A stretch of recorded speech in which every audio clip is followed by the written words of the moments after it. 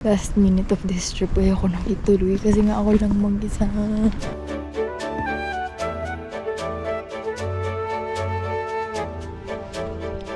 Hindi ko mag-isa. Ililikha artist page.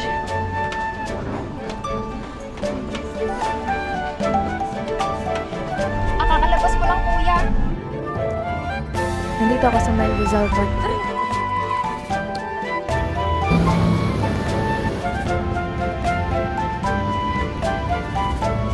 Naglalakad ako ngayon paakyat kasi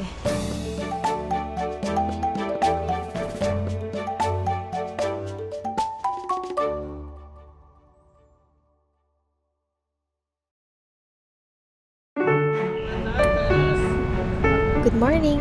Let's explore Baguio again, and today is my second day and I started my vlog out and about already because there's so much things happening in the hostel that I was late on my itinerary. So right now I'm heading to Good Taste to have my breakfast.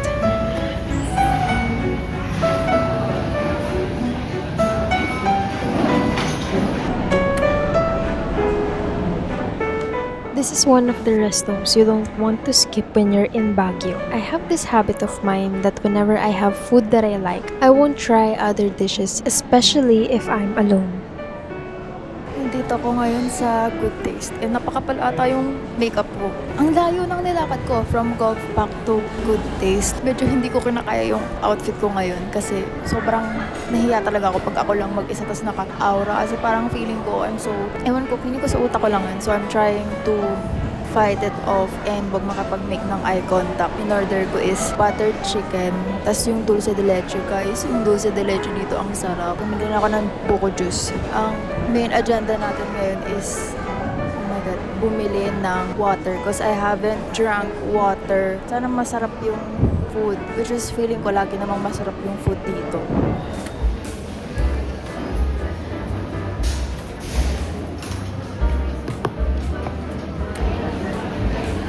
No matter how much I tried to find another dish today, I still ordered the buttered chicken. And the best part in every meal is that it always comes with side dish. A vegetable side dish, chop suey.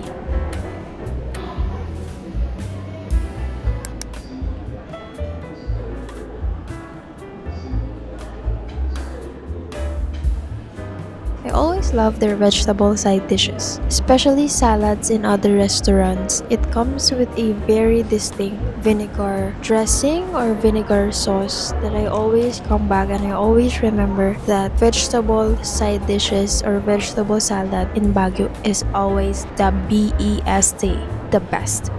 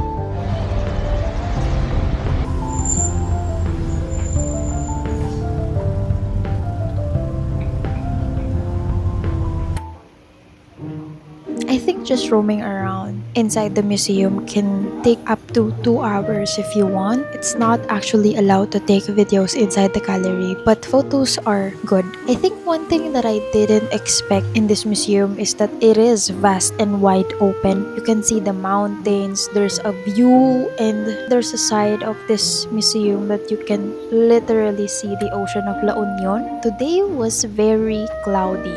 What if it's more sunny today? I think the view alone is so worth it.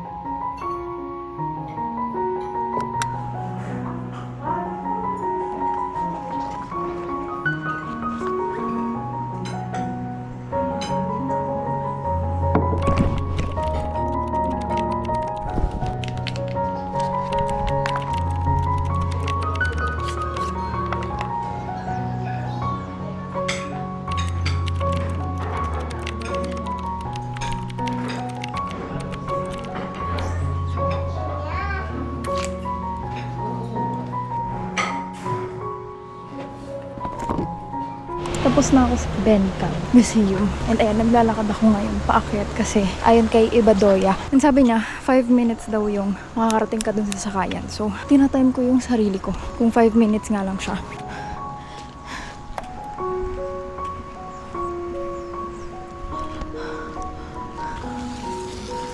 Oh my God, nakakaba siya.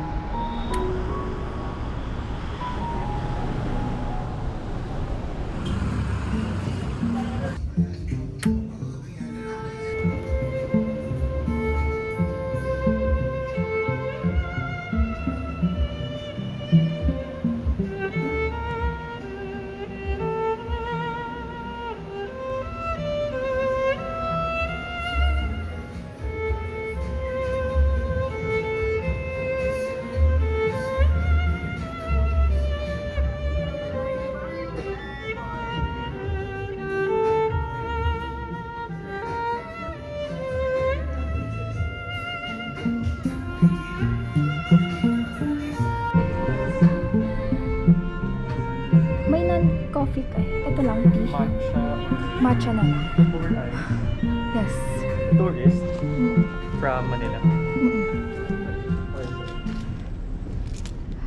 Nandito ako sa Baguio Gallery Inn.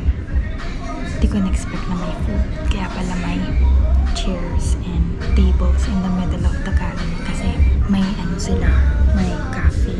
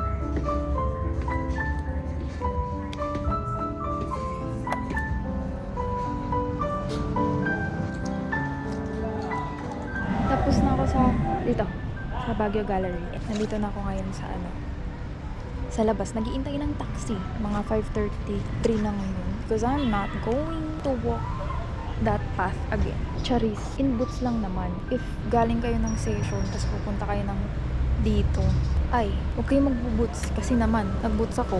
Tapos yung boots ko na to, medyo malaki-laki pa siya sa akin. Walang taxi. So, I think kailangan nating umusok.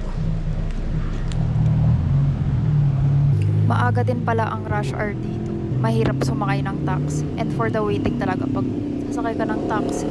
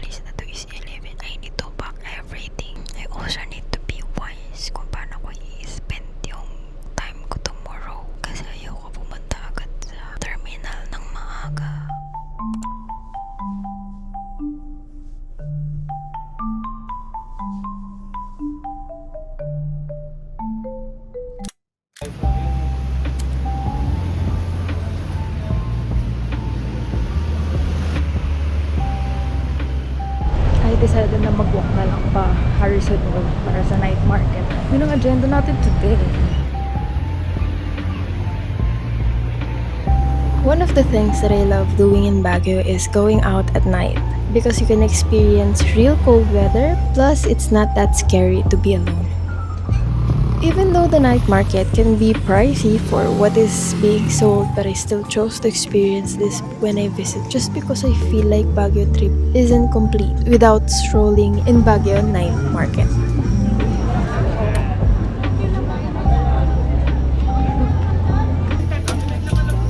Tapos isang tempura.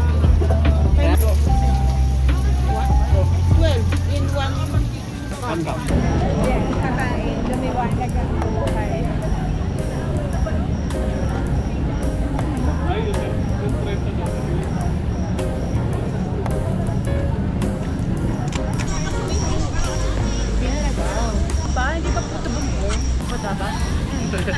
Sabi na nito, kung daw siya ng puto mo.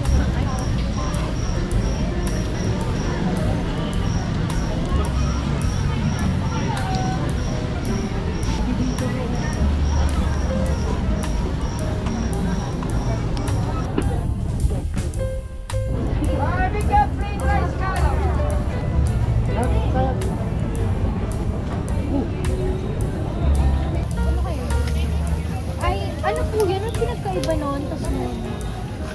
Ito kuya. Magkasabay naman tayo nila.